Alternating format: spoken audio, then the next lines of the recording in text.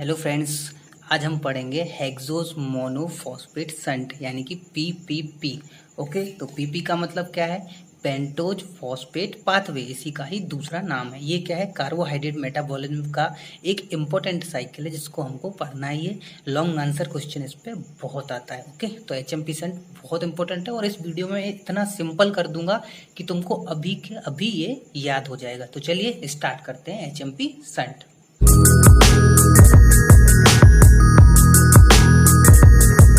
Okay, तो ये क्या होता है? ये अल्टरनेटिव पाथवे है जो कि ग्लाइकोलाइसिस एंड क्रेब्स साइकिल होता है, उसका ही ये एक अल्टरनेटिव पाथवे है ग्लूकोज के ऑक्सीडेशन के लिए। तो इसमें भी क्या होगा? ग्लूकोज का ऑक्सीडेशन होगा। तो स्टार्ट होगा ये ग्लूकोज 6 फॉस्फेट।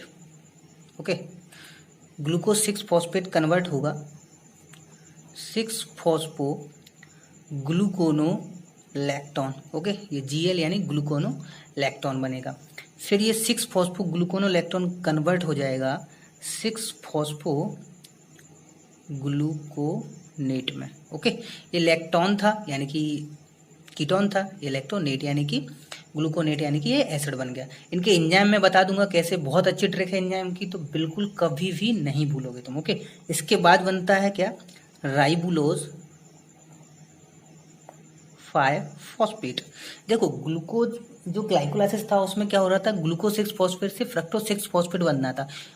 इसमें भी वही होगा, ग्लूकोज 6 फॉस्फेट से अल्टीमेटली बनेगा तो फ्रक्टोज 6 फॉस्फेट ही।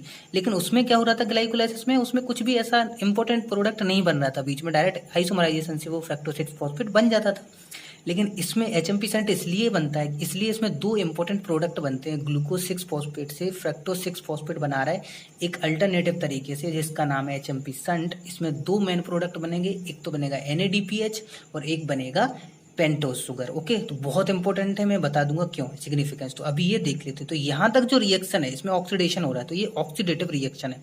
एंजाइम कैसे याद रखोगे? ये जो ट्रिक है, ये लिखा है डिहाइड्रोजनेज, ये पहला एंजाइम है डिहाइड्रोजनेज। ये बहुत इंपॉर्टेंट एंजाइम है, इसको याद कर लो बस, इससे ही सारे एंजाइम की ट्रिक निकल आएगी। तो देखो, मैंने लिखा है 1 2 3 4 5 6 7 8, ये 8 एंजाइम इसमें काम करते हैं एचएमपी संट में। ये 8 एंजाइम इसी से ही निकल आएंगे, डिहाइड्रोजनेज से। तो डिहाइड्रोजनेज में फर्स्ट तो डिहाइड्रोजनेज, तो लिख दो ग्लूकोज 6 फॉस्फेट डी हाइड्रोजनेज। ओके, मैं पूरा नहीं लिखा, G6PD बोलेंगे इसको, G6PD। ओके, दूसरा क्या आएगा यहाँ पे? हाइड्रोलेज। ठीक है, तीसरा क्या आएगा अपना? हाइड्रोलेज के बाद ये फिर से डी आएगा, तो फिर से डी, फिर से आ जाएगा डी हाइड्रोजनेज।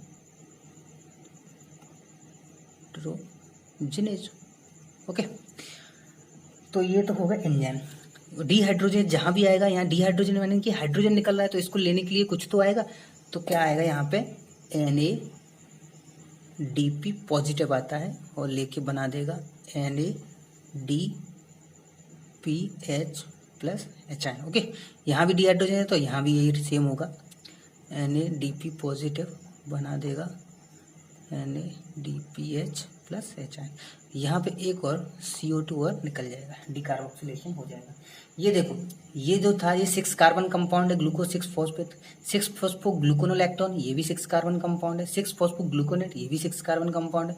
राइबोलोज 5 फॉस्फेट, ये 5 कार्बन कंपाउंड है। ओके, तो ये जब 5 कार्बन कंपाउंड बना 6 कार्बन कंपाउंड से, तो इसमें तो एक कार्बन डाइऑक्साइड निकल गई, डिकार्बोक्सिलेशन होगा। ओके, तो यहाँ तक जो रिएक्शन थी ये थी ऑक्सीडेटिव फेज। इसके बाद क्या होता है? जो राइबोलोज 5 फॉस्फेट होता है वो दो चीजें बनाता है। पहली बनती है जाइलोलोज 5 फॉस्फेट एंड सेकंड है राइबोज 5 फॉस्फेट। ये राइबोलोज है, ये राइबोज है। तो ये दोनों क्या होते हैं? ये होते हैं आइसोमर। तो यहाँ एंजाइम क्या करेगा? कौन सा? आइसोमरेज। सिंपल है। ये राइबोलोज 5 फॉस्फेट एंड जाइलोलोज 5 फॉस्फेट ये होते हैं एपीमर एक दूसरे के। तो यहाँ पे एंजाइम करेगा काम एपीमरेज। ये बिल्कुल सिंपल है, इतना समझ में आ गया। ओके, तो ये कहाँ से आ गया? एपीमरेज आइसोमरेज, ये लिखा है देखो, ई से एपीमरेज और आई से आइसोमरेज। बिल्कुल सिंपल एंजाइम, कभी नहीं भूलोगे तुम इस ट्रिक से। ओके, अब ये दोनों फर्दर आपस में रिएक्शन करेंगे और दो कंपाउंड बना लेंगे। देखो, ये 5 कार्बन कंपाउंड है, ये 5 कार्बन, तो टोटल कितने हो गए? 10 कार्बन। इसमें से जाइलोलोज 5 फॉस्फेट जो है यहाँ से 2 कार्बन ट्रांसफर होंगे राइबोज 5 फॉस्फेट पे और बना लेंगे यहाँ पे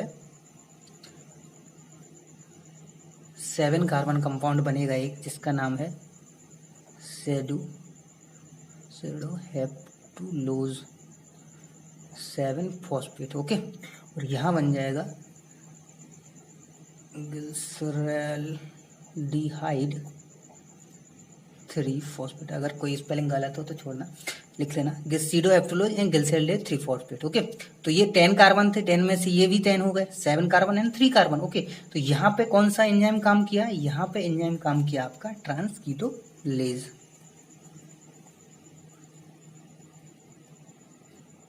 ट्रांसकीटोलेज यहाँ पे काम करेगा। अब ये दोनों फर्दर एक दूसरे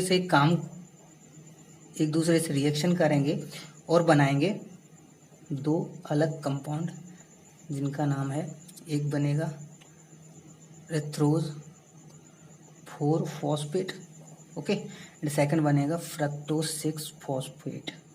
ये इंपॉर्टेंट है, ये फ्रक्टोज 6 फॉस्फेट ही हमको बनाना है। लास्ट में तो यही बनेगा जो ग्लाइकोलाइसिस में बनना था, ग्लूकोज 6 फॉस्फेट से फ्रक्टोज 6 फॉस्फेट, वही इसमें बन रहा है। तो यहाँ तो बन गए। अब जो एरिथ्रोज 4 फॉस्फेट है, इससे भी बनाना है अपन को। तो ये क्या करेगा? एरिथ्रोज 4 फॉस्फेट क्या करता है? ये है जाइलोलोज, एक्स मतलब जाइलोलोज। तो ये जाइलोलोज के साथ रिएक्शन करके ये 2 कंपाउंड बनाएगा। पहला कंपाउंड तो बन जाएगा fructose 6 phosphate, okay, and second बन जाएगा ग्लिसरैल्डिहाइड 3 फॉस्फेट, ओके। और ये जो ग्लिसरैल्डिहाइड है, ये फिर से फर्दर बना लेगा फ्रक्टोज 6 फॉस्फेट। कैसे? रिवर्सल ऑफ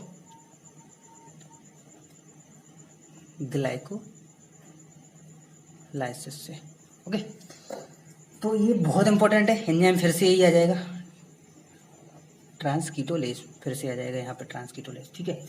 तो हमको कितने फ्रक्टोज 6 फॉस्फेट मिल गए? एक तो ये मिल गया फ्रक्टोज 6 फॉस्फेट, सेकंड ये फ्रक्टोज 6 फॉस्फेट, थर्ड ये फ्रक्टोज 6 फॉस्फेट।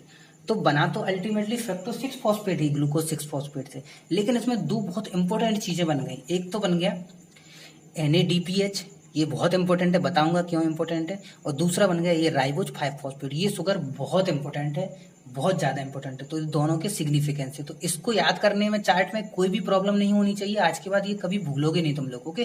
तो HMP सेंट में कौन सी ट्रिक याद करना है? सिर्फ डिहाइड्रोजिनेज और ट्रिपल टी।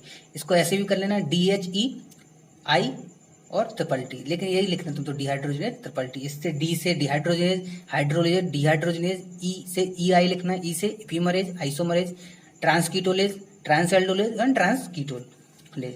यहाँ पे ट्रांसएल्डोलेज लिखना था, भूल गया, ट्रांसएल्डोलेज, ओके। तो ये हो गया। तो सारे एंजाइम जो भूलता था मैं वहाँ पे जब मैं पढ़ता था, तो वो ना भूलें इसलिए मैंने ये एक ट्रिक बनाई थी। तो याद भी याद है, तो ऐसे ही याद रखना है। ग्लूकोज 6 फॉस्फेट से 6 फॉस्फेट ले लेना और लिख देना 6 फॉस्फेट ग्लूकोनोलैक्टोन, फिर लिखना 6 फॉस्फेट ग्लूकोनेट, यानी कि लैक्टोन यानी कि कीटोन था, ये 8 बन गया। राइबोलोज 5 फॉस्फेट लिखना, फिर राइबोलोज 5 फॉस्फेट तक जो रिएक्शन है ये थी ऑक्सीडेटिव फेज, ओके। और जो यहाँ पे हैं वो सारी हैं नॉन ऑक्सीडेटिव,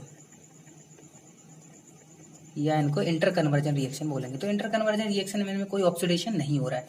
तो मुझे लगता है कि ये बिल्कुल सिंपल है और ये याद हो गया होगा। तो glucose 6 phosphate, glucose 6 phospho gluconolactone, 6 phospho gluconate, ribulose 5 phosphate, ये 2 में टूटेगा एपिमरेज एंड आइसोमरेज के द्वारा, जाइलोलोज 5 फॉस्फेट, राइबोज 5 फॉस्फेट, ये 10 कार्बन हो गए, 10 कार्बन 2 में, यहाँ से 2 कार्बन कंपाउंड यहाँ जाएगा, 7 कार्बन कंपाउंड बन जाएगा सेडोहेप्टुलोज, और ये बन जाएगा ग्लिसरैल्डिहाइड 3 फॉस्फेट। ये फर्दर रिएक्शन करेंगे और बनाएंगे erythrose 4 phosphate and fructose 6 phosphate. तो ये तो फ्रक्टोज 6 फॉस्फेट बन गया जो बनाना था। ये फिर से जाइलोलोज 5 फॉस्फेट जो है इससे रिएक्शन करके 2 कंपाउंड बनाएगा, फ्रक्टोज 6 फॉस्फेट, ग्लिसरैल्डिहाइड 3 फॉस्फेट। ये रिवर्सल ऑफ ग्लाइकोलाइसिस जो होता है उसका उल्टा होगा यहाँ पे रिएक्शन, और फ्रक्टोज 6 फॉस्फेट बन जाएगा। तो ये तो पूरा था चार्ट जो बहुत इंपॉर्टेंट था और मुझे लगता है ये याद हो गया होगा। ये सिंपल है। अब बात आती है कि हम इसको लिखें कैसे, ठीक है ना। तो इसको यूनिवर्सिटी एग्जाम में आएगा तो कैसे लिखना है, तो अपन को लिखना है इसको ऐसे, ये लिखना है HMP सेंट के बारे में डेफिनेशन लिख देना कि एक अल्टरनेटिव पाथवे है ग्लाइकोलाइसिस एंड टीसीए साइकिल का, ओके, ऑक्सीडेशन ऑफ ग्लूकोज के लिए। लोकेशन लिखना साइटोसॉल में होता है, जहां भी देखो फैट वगैरह बनता है जैसे कि लिवर है, एडिपोज टिश्यू है, वहां पे ये बहुत ज्यादा चलता है। क्यों चलता है अभी बता दूंगा। Reaction oxidative phase and non oxidative phase तुमने देखा ही है। सिग्निफिकेंस ये सबसे इंपॉर्टेंट है, इस पे अलग से भी क्वेश्चन आता है, ओके। लॉन्ग आंसर क्वेश्चन आएगा तो उसमें तो साथ में ये लिखना ही लिखना है, और अलग से भी क्वेश्चन आता है इसमें सिग्निफिकेंस पे। तो इसमें दो इंपॉर्टेंट प्रोडक्ट बनते हैं, pentose sugar and NADPH। Pentose कौन थी, वही इंपॉर्टेंट देखते हैं पेंटोज का। राइबोज 5 फॉस्फेट जो बनी थी उसके दो बहुत इंपॉर्टेंट काम है। एक तो सिंथेसिस ऑफ न्यूक्लिक एसिड यानी कि DNA RNA बनाता है, तुमने देखा है DNA RNA में पेंटोज शुगर होती है, तो यही वाली होती है, ओके। न्यूक्लियोटाइड जैसे कि ATP, NAD पॉजिटिव, FAD है, कोएंजाइम Q, इनमें भी बहुत इंपॉर्टेंट है, ये काम करती है राइबोज 5 फॉस्फेट। एक तो ये काम। दूसरा है इंपॉर्टेंस ऑफ NADPH, इसकी बहुत इंपॉर्टेंट काम है, ओके। NADPH की पहला काम क्या है, biosynthesis of fatty acid and steroid. तो जहां भी फैटी एसिड एंड स्टेरॉइड बनेंगे वहां पे इसकी बहुत जरूरत पड़ेगी NADPH की, ओके। तो वहां पे मतलब कौन कौन सी सेल, जैसे कि एडिपोज सेल है, ग्लैंड है, बहुत सारी जगह है, जैसे कि इरिथ्रोसाइट है, ओके, मेमोरी ग्लैंड है, लैक्टेशन है, लिवर है, एडिपोज टिश्यू, वहां पे ये बहुत साइकिल चलेगा। तो biosynthesis of fatty acid and steroid में हेल्प करता है। दूसरा है एंटीऑक्सीडेंट रिएक्शन में और डिटॉक्सिफिकेशन। एंटीऑक्सीडेंट क्या होते हैं, एंटीऑक्सीडेंट ऐसे होते हैं जो एजिंग की ओर ले जाते हैं ह्यूमन को। तो एंटीऑक्सीडेंट को निकालना पड़ता है, जैसे कि H2O2 है, उसको निकालने के लिए NADPH जरूरत पड़ती है, तो उसको ये बाहर निकाल देते हैं। डिटॉक्सिफिकेशन ऑफ ड्रग, ये दोनों चैप्टर लास्ट में बायोकेमिस्ट्री में है, ये बहुत इंपॉर्टेंट है दोनों चैप्टर, बाद में पढ़ोगे तब भी ये काम आएगा NADPH। फेगोसाइटोसिस, ये WBC वगैरह जो फॉरेन पार्टिकल का फेगोसाइटोसिस कर लेती हैं, उस प्रक्रिया में भी ये NADPH यूज होता है। फिर ये दो इंपॉर्टेंट काम है आरबीसी के, कौन कौन से।